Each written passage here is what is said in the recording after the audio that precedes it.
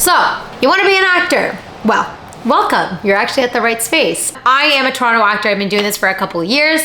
I obviously have my channel here where I kind of take people on my journey on being an actor and talk about the hardships and the bookings and not bookings and the auditions and luck thereof and casting and all that stuff. I like to stay informed in what goes on in the industry, and I like to, at the end, make a video and bring it up to you, honey. So this is kind of like my little Toronto community hub that I've created to help other beginner actors get started on their journey. And even if you're not a beginner, like if you are maybe struggling or you need help or you just want to you want to feel like you belong in a community of other Toronto actors, this is the place for you. So welcome. I hope you enjoy this video. I hope it helps you, and you know where to find me. If you ever have any questions, you can privately DM me or comment down below. So what can you do and how can you start in this industry if you are a beginner actor? What are some things that you need? What are some things that you should be getting? I'm gonna break it down for you.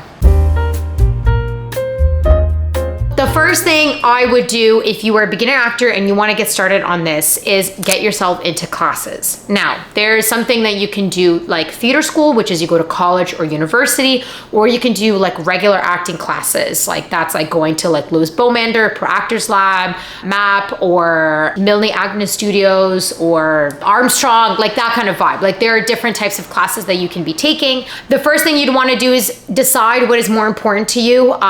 I personally have always wanted to have a university degree, and at the time when I was doing this applying, I don't want to say I did not know, because I did apply for criminology programs, but I just really wanted to have a degree in theater. Now thinking back at this, do I really think it's necessary to go to a theater school? No, because now I have a theater degree that cannot get me a 9-to-5 job for the life of me. So now I actually am planning on going back to school for a different degree. So what I would recommend is get yourself a degree in something else that's not theater acting related, because that will help you to get a job while you're building your acting, because you're gonna need it. This industry is very crazy. And then I would do the acting classes on the side while you're in school and during the summer and kind of start from there. The classes is where you're going to learn what to do, how to do it, what is acting, like how do I even act on camera, what's a self-tape, like audition, slate, like you're gonna learn all these keywords that you wouldn't know on a day-to-day basis. So doing class is very, very, very important. I hear this a lot. I get a lot of DMs where beginners are like, hey, I wanna get started in the industry. How do I get myself an agent? I'm like, the agent should be the last thing that you're doing when you're in this industry. And I say this because the agent is at a time where you are ready and you understand how the industry works, you understand how to properly do a self-tape, and you know what a self-tape is. I see a lot when you get auditions, they tell you, like the casting literally writes out word for word how to do a self-tape, because they get a lot of beginners who don't even know how to do a self-tape, and that puts you not in the best position, because then you're essentially, you could have been lying to your agent saying, I know how to do it, and then when you get the audition, you have no idea what you're doing.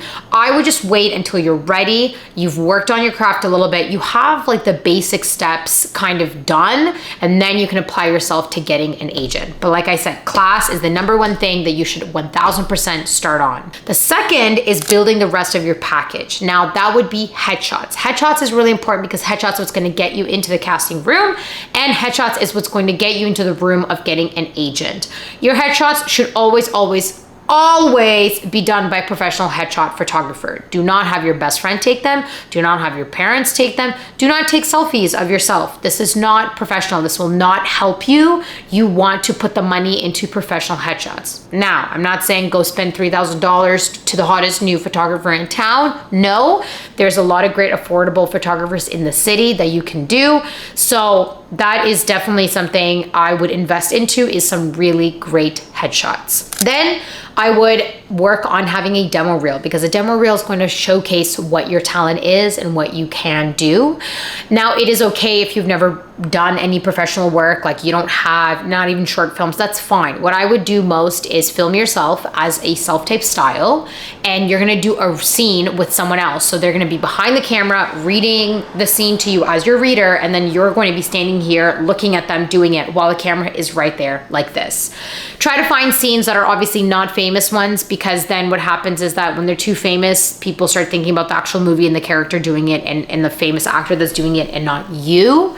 And that defeats the purpose of what we're trying to do here. We're trying to showcase you and your talent. Try to find something that is also age appropriate and something that is castable to you. Like if you're, I don't know, 20 years old and you're playing a mother that's in her 40s, that obviously does not make sense because you would never be casted as a mother in her 40s because you don't look like that, because you look like you're 20, because you are. Find something that is castable and is in the age range of you, and that is something that you truly would go out for and literally be booked for. So make sure you find that as well.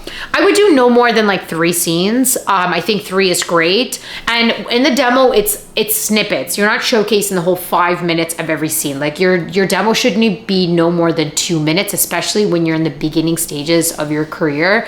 You just want to showcase the best 30 seconds of the scene. So like 30 seconds, 30 seconds, 30 seconds, and then that's it. So 1:30 to 2 minutes is more than enough for this kind of stuff. You can also add a monologue, that is fine as well, but I would definitely always still add a scene because you don't really audition for monologues when it comes to film and TV. That's more theater vibe. If you're doing film and TV, you're always gonna be auditioning for scenes. The scene also allows the agent to see how you play on a self-tape, like if you know what you're doing when it comes to a self-tape, so that would be a lot easier. So definitely, if you wanna add the monologue, that's fine, but make sure you still have at least 2 scenes in there where you're reading with somebody else. The last thing you're gonna wanna do is have your resume. Again, if you don't have a lot to showcase, that is fine. The resume should just show that you were in class, what are your achievements, like what have you done, or if anything. I would add definitely what your special skills are. Again, if you're a beginner, agents obviously understand that you're a beginner. They're not expecting you to see 1,000 things on that resume because, well, you haven't done anything. So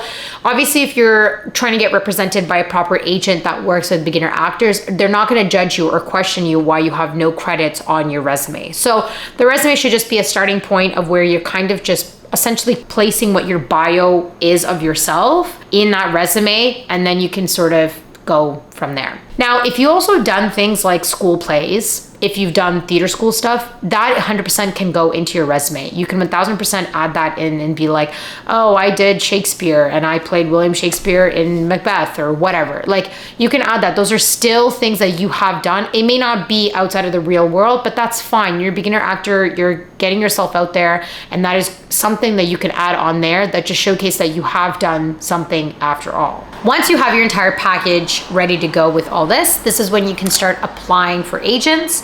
But like I said, make sure that you feel that you are ready to be doing this. You could also talk to your coach and ask them like, hey, do you think I'm ready to be getting myself out there and finding an agent? Do you think I'm ready to be kind of taking that next step? I've heard and seen coaches say, you know what, let's work on a little bit this more, or you know what, it's not a good time right now because it's about to be Christmas, like let's maybe do it next year. Some agents are like, no, perfect, let's do it right before big pilot season. Let's get those headshots, let's get the stuff going and get your ball rolling so you get yourself into the room of getting an agent. So to recap, you want to start off with classes, then headshots, then demo, then resume, and then we can apply for agents.